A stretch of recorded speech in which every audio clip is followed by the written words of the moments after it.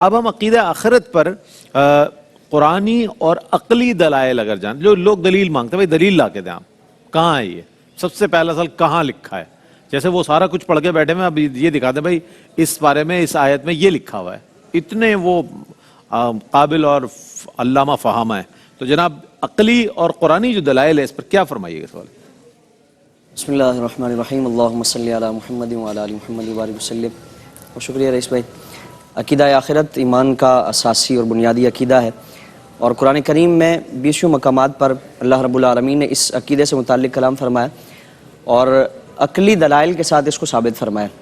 ایک تو عقیدہ بیان فرمایا اور اس کے ساتھ ایسی گفتگو فرمائی گئی کہ کوئی بھی عقل و خرد رکھنے والا کوئی بھی شخص اور فہم و فراست رکھنے والا کوئی بھی شخص اگر اس سے متعلق غور و فکر کرے تو یہ ساری چیزیں اس کے سامنے آ جاتی ہیں. قرآن کریم میں سورہ مریم میں آیت نمبر 66 اور 67 میں اس کو بیان فرمایا گیا. فرمایا کہ وَيَقُولُ الْإِنسَانُ أَإِذَا مَا مِتُّ، کہ انسان کہتا ہے کہ کیا میں جب مر جاؤں گا لَسَوْفَ أُخْرَجُ حَيًّا، کہ مجھے دوبارہ زندہ کر کے اٹھایا جائے گا. یعنی انسان کا یہ اعتراض ہے. اس زمانے میں کفار مکہ یہ اعتراض کیا کرتے تھے کہ کیا ہم جب گل سڑ کر ہماری ہڈیاں بھی بوسیدہ ہو جائیں گی، ریزہ ریزہ ہو جائیں گی، تو کیا پھر ہمیں دوبارہ اٹھایا جائے گا اور اس کیفیت میں اٹھایا جائے گا؟ تو اللہ رب العالمین نے اس کا بڑا آسان اور سمپل سا جواب عطا فرمایا. فرمایا کہ اولا یذکر الانسان، کیا انسان اپنے آپ کو بھول گیا ہے کہ انا خلقناہ من قبل، کہ ہم نے پہلے بھی تو اس کو پیدا فرمایا تھا اور اب تو اس کے منتشر اجزاء موجود ہیں. اس کے جسم کے اجزاء اگرچہ وہ زمین میں پھیلے ہوئے ہیں، منتشر ہو چکے ہیں، لیکن فرمایا کہ جب ہم نے پہلی مرتبہ اس کو پیدا کیا تھا ولم یک شیئا، وہ کچھ نہیں تھا. تو کیا پہلی مرتبہ کا پیدا کرنا جب اس کے جسم کا کوئی جز باقی نہیں ہے، کوئی بھی چیز اس سے متعلق موجود نہیں ہے، وہ مشکل ہے؟ اللہ رب العالمین کے لیے تو کوئی مشکل نہیں ہے، ہر چیز اس کے لیے آسان ہے، اس کے امر کن کا معاملہ ہے. لیکن فرمایا کہ اگر تمہاری عقلوں کے مطابق اس اعتراض کو لیا جائے تو پہلی مرتبہ کسی شخص کے لیے کسی چیز کو بنانا مشکل ہوتا ہے بنسبت دوسری مرتبہ کے کہ اس کے اجزاء اور اس کی تمام جو حصے ہیں وہ موجود ہوں. صرف ان اجزاء کو جو منتشر ہو چکے ہیں ایک جگہ جمع کرنا ہے. اللہ رب العالمین کے لیے فرمایا کہ جب تمہیں پہلی مرتبہ پیدا کیا تھا تو اس کے لیے تب بھی مشکل نہیں تھا.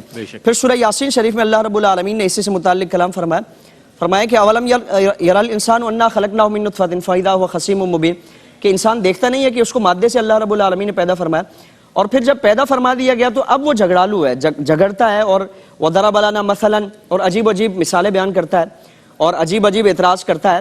ونسی خلقہ، اپنی تخلیق کو وہ بھول گیا. یعنی اگر اپنی تخلیق کو وہ ذہن میں رکھتا تو یہ ساری چیزیں اس کے لیے وہ ابہام کا باعث نہ بنتی، اشکال کا باعث نہ بنتی، بلکہ اپنی تخلیق کے سارے معاملات پر غور و فکر کر کے اور اللہ رب العالمین سے متعلق یہ عقیدہ وہ یقیناً قائم کر لیتا کہ جو پہلی مرتبہ پیدا کرنے والا ہے تو اس کو دوبارہ جمع کرنا اور منتشر اجزاء کو ایک ساتھ ملانا یہ کوئی مشکل نہیں ہے. فرمایا کہ قال من یحیی العظام وہی رمیم، یہ اعتراض کرتا ہے کہ جب ہم ہڈیاں ہو جائیں گے، ریزہ ریزہ ہو جائیں گے، بوسیدہ ہو جائیں گے تو کون ہمیں زندہ کر کے دوبارہ اٹھائے گا؟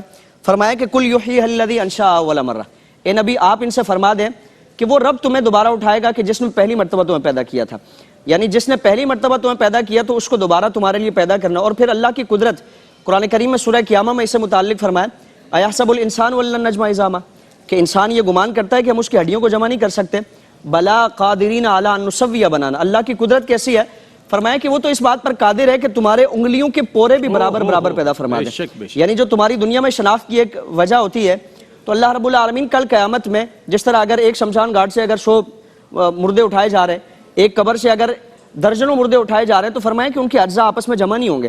اللہ رب العالمین اس بات پر قادر ہے کہ ان سب کو الگ الگ بھی کرے، یہاں تک کہ ایک معمولی چیز یعنی ان کی انگلیوں کے جو پورے ہیں اللہ رب العالمین ان میں بھی تفریق فرما دے گا اور ان کو آپس میں ملنے نہیں دے گا. پھر قرآن کریم میں سورہ فاطر میں اللہ رب العالمین آیت نمبر 9 میں ہماری زندگیوں سے متعلق مثال بیان فرمائے کہ واللہ الذی ارسل الریاح، اللہ رب العالمین وہ ذات کامل ہے کہ جس نے ہوا کو بھیجا، فتثیر سحابا، تو وہ بادلوں کو اڑاتی ہے، اٹھاتی ہے، اور فسکناہ الی بلد میت، تو ان بادلوں کو لے کر جاتی ہے وہ ایسی زمین پر جو مردہ ہو چکی ہے. یعنی وہ بنجر زمین ہے، مردہ زمین ہے، اور یہ بادل وہاں چلے جاتے ہیں اور پھر اللہ رب العالمین کے حکم پر فاحیینا بہ الارض بعد موتہا، کہ اس بادل کے ذریعے، اس بارش کے ذریعے ہم اس مردہ زمین میں جان عطا فرما دیتے ہیں. تو فرمایا کہ کذالک النشور، جس طرح ہم نے اس زمین کو مرنے کے بعد، بنجر ہونے کے بعد دوبارہ تازہ کیا ہے، اس میں سے سبزہ اگا ہے، اس میں سے پھل اور میوہ جات نکلے ہیں. فرمایا کہ کذالک النشور، اسی طرح ہم جب انسان مر جائیں گے اور ریزہ ریزہ ہو جائیں گے، ہڈیاں ہو جائیں گی، گل سڑ جائیں گے، فرمایا کہ جس طرح زندگی ہم اس زمین کو عطا فرماتے ہیں اسی طرح ہم انسانوں کو دوبارہ زندگی عطا فرما دیں گے. اللہ رب العالمین کے لیے کوئی نہ پہلے پیدا کرنا مشکل, اللہ یبدأ الخلق ثم یعید وہو اہون علیہ, کہ دوسری مرتبہ کا پیدا کرنا اگر مشکل ہو تو وہ پہلی مرتبہ سے زیادہ نہیں ہوگا. اللہ رب العالمین کے لیے کوئی مشکل نہیں ہے. اس کا امر کن وہ کسی سے متعلق فرماتا ہے اذا اراد اللہ امرا فانما یقول له کن فیکون, تو وہ ہو جاتا ہے. کیا کہنے